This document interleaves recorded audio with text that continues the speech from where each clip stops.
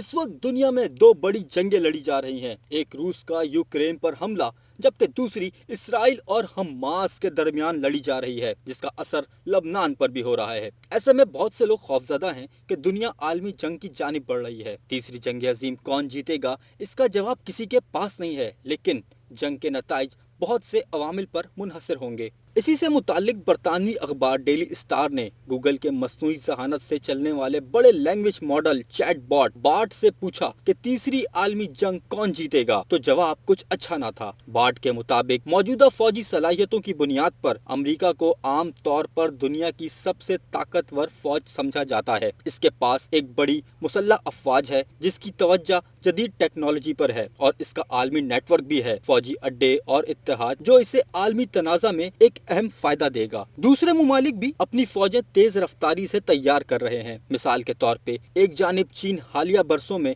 अपनी फौज में बहुत ज्यादा सरमायाकारी कर रहा है, और अब इसके पास दुनिया का दूसरा सबसे बड़ा फौजी बजट है। तो दूसरी जानिब रूस एक बड़े एटमी हथियारों के जखीरे और एक मजबूत रिवायती फौज के साथ एक और बड़ी फौजी ताकत है। अगर तीसरी जंग अजीम छिड़ जाती है तो इम्कान है कि अमेरिका किसी एक मुखालिफ को शिकस्त दे सकेगा। ताहम अगर अमेरिका को चीन और रूस जैसी बड़ी फौजी ताकतों के इत्तेहाद का सामना करना पड़ा तो अमेरिका के लिए जीतना मुश्किल है। बार्ट से जब हमने पूछा कि तीसरी जंग अजीम होने की सूरत में पाकिस्तान को क्या नुकसान हो सकता है, तो बार्ट ने हमें बताया कि अगर पाकिस्तान जंग में शामिल होता है तो इसका मईशत, मुआशरा और सकाफत पर गहरा असर पड़ सकता है।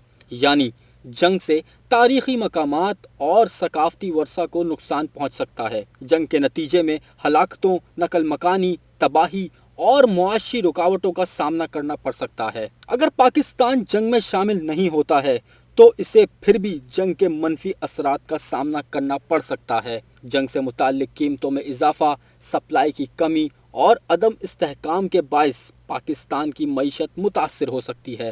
ताहम ये वाज़ेह है कि जंग के नतीजे में पाकिस्तान को बड़े पैमाने पर नुकसान हो सकता है। ये ज़रूरी है कि हम जंग से बचने के लिए तमाम मुमकिना इक़दामात करें। जंग का कोई फ़ायदा नहीं है और इसके सिर्फ तबाहकुन असरात होते हैं।